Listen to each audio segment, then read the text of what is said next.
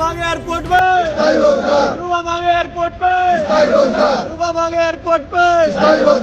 अगर हमें permanent job का कोई स्थायी या लिखित में नहीं मिलता है तो हम 2 तारीख को फिर महाआंदोलन एयरपोर्ट के अंदर ही करेंगे। समस्या सुधरने की बजाय गंभीर होती जा रही है। हमको ऐसी नौकरी क्यों दी जा रही जिसकी जरूरत नहीं है? हमें परमानेंट जॉब चाहिए। अपनी योग्यता अनुसार हम मना नहीं कर रहे। हमारा भट्टा पास और भी हो सकता है, चप्पल कांड भी हो सकता है। ये करवाने को डोल रहे, किसान करने को चाह नहीं रहा था, पर ये मजबूर कर रहे हैं करने के लिए कि तुम करो। और 7 साल से हमें कोई नौकरी नहीं मिली। हम उन्होंने कही थी आपको परमानेंट रोजगार दे देगा, तो हम ये चाहते हैं कि हमें परमानेंट रोजगार दिया जाए और हमारी योगी जी हमारी सिफाई करें, सरकार हमारी सिफाई करे। उन्होंने अपनी जमीन दे दी, अपनी मातृभूमि दे दी। उनको आज समझा रहे बुला के अंदर कि निहार क्या चीज है। हम सब कुछ जानते हैं निहार क्या चीज है। 2 मिनट में फाड़ देंगे सब निहार प्यार को। हम जिस दिन किसान आ गया ना जोश में और युवा आ गया जोश में, इसी एयरपोर्ट पे चलवा देंगे। हालांकि बात करें तो सरकार ने एक इतना बड़ा तोहफा जेवर क्षेत्र में दिया है, नोएडा इंटरनेशनल एयरपोर्ट। जी हाँ, जब भी जिक्र आता है नोएडा इंटरनेशनल एयरपोर्ट का, तब तब युवाओं का जिक्र आता है। एयरपोर्ट बन तो रहा है, क्या युवाओं को नौकरी मिली या नहीं? लगातार युवा आवाज उठाते रहे, लगातार मैं दिखाता रहा कि फर्स्ट पेज में जो R&R जिनको दिया गया था, उनसे वादे दावे किए थे कि स्थानीय युवाओं को रोजगार मिलेगा, 5.5 लाख रुपए या नौकरी। इन्होंने नौकरी चुनित की थी, इसलिए ये नौकरी पर निर्भर थे, मगर अभी तक कोई भी नौकरी इनको नहीं मिली है।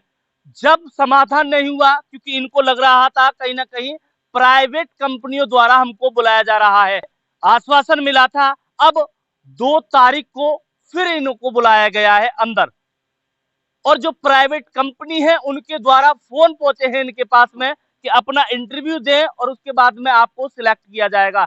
इसी महीने में लास्ट में दिसंबर में उड़ान भी होनी है। हालांकि यहाँ मोदी जी भी आएंगे, योगी जी भी आएंगे और यहाँ उद्घाटन भी करने वाले हैं। मगर आज ऐसी क्या आन पड़ी कि जेवर एयरपोर्ट के गेट पे फिर से ये युवा इकट्ठा है। तकरीबन यहाँ अगर बात करें तो एक मंदिर है, गेट के नजदीकी है, और यहाँ से तकरीबन 100 मीटर वो दूरी होगी जो जेवर एयरपोर्ट का मेन गेट होगा। आखिरकार क्या मुद्दा है, आज क्यों ये युवा यहाँ बैठे हुए हैं और प्रदर्शन कर रहे हैं? क्या नाम है आपका? मेरा नाम देशभक्त शर्मा है। मैं कहाँ से हो? बनवारी वास। बनवारी बात से हैं। क्या मुद्दा रहा आज? आपने R&R में प्रदर्शन किया, मीटिंग रखी आपने, और वहां बैठे भी और यही आवाज उठाई कि युवाओं को रोजगार जो वादे दावे के अनुसार दिया जाए। मगर अब गेट के नजदीक ही आप पहुंच चुके हो, मतलब यहाँ बैठे हुए मंदिर पे। मैं पहले तो आपका बहुत बहुत धन्यवाद करता हूँ सर, आपने हमारी आवाज को ऊपर तक पहुंचाया। हम सर विधायक जी, सांसद जी, यहाँ तक कि योगी जी के पास भी गए। जब सरकार हमारे यहाँ एयरपोर्ट लेके आई तो सरकार ने एक नियम दिया था, या आप नौकरी ले लो या पैसे ले लो। तो हम 343 बच्चे हैं, उन्होंने जॉब रोजगार का माध्यम चुना। ये सब गरीब फैमिलीज के बच्चे हैं। अगर ये पैसे वाले होते तो क्या जरूरत थी, बताओ आप। अच्छा, ये वादे दावे किए थे, सन वो कौन सी थी, कितनी साल हो चुकी आपसे वादे किए थे? ये सर 2019 से ही यहाँ पे हुआ था, 2019 से ही है। आज 7 साल हो चुके हैं। 7 साल हो चुकी। 7 साल से ये बेरोजगार ढूंढ रहे हैं बंदे सभी।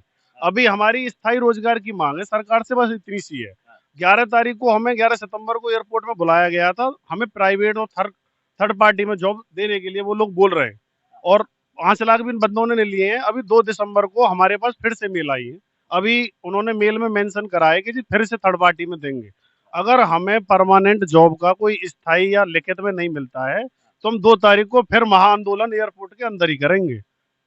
महाआंदोलन? जी जी जी, एयरपोर्ट मतलब क्या महाआंदोलन हो सकता है? वो तो जी तुम्हें वहीं पता चलेगा 2 दिसंबर को ही, जब बंदे अंदर जाएंगे हमारे। या तो हमें स्थायी रोजगार चाहिए, स्थायी रोजगार ही चाहिए जी। हमें 60 साल का एग्रीमेंट होना चाहिए जी, किसी भी कंपनी के उसमें होना चाहिए, HR पॉलिसी में 60 साल तक बंदों का। ये स्थायी रोजगार चाहिए हमें, और कुछ लिखित में चाहिए इनको? लिखित में चाहिए जी, लिखित में। अच्छा, बात करें तो सरकार जोर दे रही है कि दिसंबर के महीने में उड़ान क्यों ना चालू हो जाए, और सबसे पहले तो आप ही लोगों को बिठाया जाएगा, ये प्रस्ताव पास किया गया है।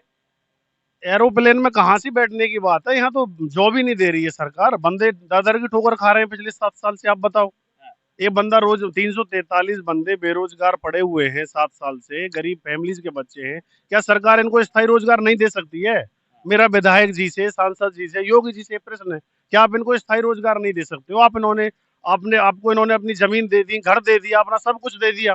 आप बताओ, अगर आपका फैमिली, आपका घर अगर सरकार ले ले तो आप क्या करोगे? सोशल मीडिया के माध्यम से पूरे क्षेत्र में दर्द को बयां कर रहे हो, पूरे देश में जहां जहां तक भी ये खबरें पहुंचती है वहां दर्द बयां कर रहे हो। क्या आपने यही दर्द योगी आदित्यनाथ को बयां किया था? जी, हम जनता दरबार में योगी जी के पास पहुँचे, उनको हमने अपनी एप्लीकेशन ज्ञापन दिया था। उनके जो सचिव जी थे, चीफ सेक्रेटरी, उन्होंने कहा था आपकी सुनवाई की जाएगी, आगे आपका रेफर कर दिया गया है।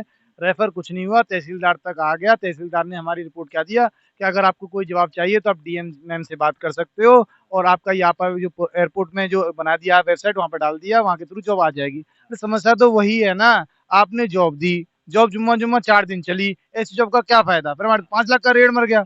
हमें हमारी जो सिक्योरिटी दो ना, हमें गारंटी दो कि आपको जॉब से नहीं निकाला जाएगा और हमारी ज़मीन सरकार ने ली है। हम सरकार के चाहिए ना रिपोर्ट कि आपने हमसे ज़मीन ली, आप आए थे ना ज़मीन दे दो, आप चाहते थे ना तरक्की, हमने अपनी ज़मीनें दी, किसानियत ने किसानियत छोड़ दी, खेत दे दिया।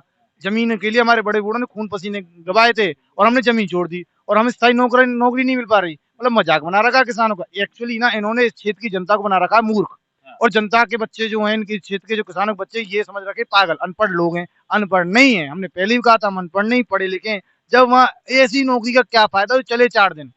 पहले तो इन्होंने इंटरव्यू के लिए बुलाया था, वहाँ तो ये कहा ही नहीं था प्राइवेट, इस बार तो प्रॉपर मेल में कहा है प्राइवेट नौकरी है, कोई डायरेक्ट रोल नहीं है। मतलब समस्या सुधरने की बजाय गंभीर होती जा रही है। हमको ऐसी नौकरी क्यों दी जा रही है जिसकी जरूरत नहीं है? हमें परमानेंट जॉब चाहिए, अपनी योग्यता अनुसार दीजिए, हम मना नहीं कर रहे।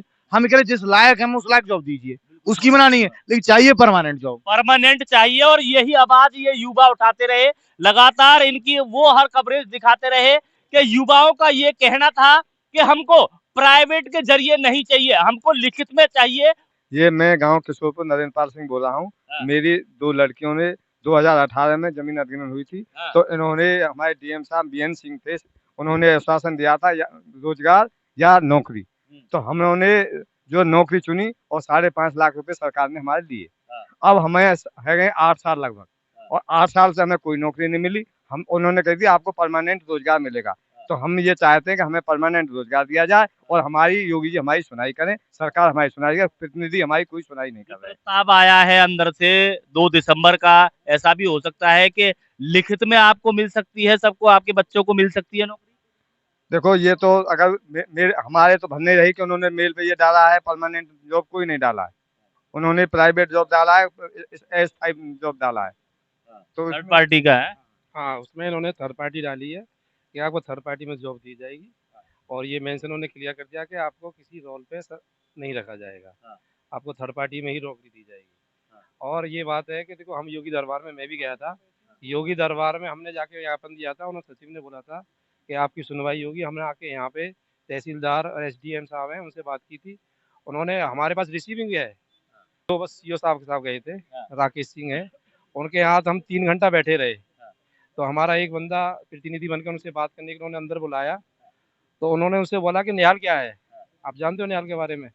आज उन किसान के बच्चों को ये समझा रहे हैं कि निहाल क्या चीज़ है, जिन्होंने इस एयरपोर्ट को जमा दिया, जिन्होंने अपनी जमीन दे दी, अपनी मातृभूमि दे दी, उनको आज ये समझा रहे बुला के अंदर कि निहाल क्या चीज़ है। हम सब कुछ जानते हैं निहाल क्या चीज़ है, 2 मिनट में उखाड़ देंगे सब निहाल फिहाल को। हम जिस दिन किसान आ गया ना जोश में और युवा आ गया जोश में, इस एयरपोर्ट को चलवा देंगे। अब दिखा देंगे हमको क्या होता है कि जो हुआ, युवा जोश अभी देखा नहीं है, विधायक को भी उखाड़ देंगे, सांसद को भी उखाड़ देंगे और यहाँ पे जमा देंगे अपना किसानों का रुतबा, दिखा देंगे यहाँ पे क्या होता है किसान। ये आंकड़े जो लगाए जा रहे हैं आपके थ्रू ही बोला जा रहा है कि 2 तारीख को अगर मन माफी जो नौकरी है अगर नहीं मिलती है तो कुछ बड़ा कर सकते हैं ये। हाँ बिल्कुल सही बात है, दोबारा भट्टा पार्सल भी हो सकता है, तप्पल कांड भी हो सकता है, ये करवाने को डोल रहे। किसान करने को चाह नहीं रहा था पर ये मजबूर कर रहे हैं उनको करने के लिए कि तुम करो। भट्टा पार्सल पता है आपको? हाँ मालूम है हमको, भट्टा कहने से नहीं होता भट्टा पार्सल। क्या चाहते हो आप, भट्टा पार्सल होगा यहाँ पे नौकरी को लेके? नौकरी को लेके हम कुछ भी कर सकते हैं सर, कुछ भी कर सकते हैं।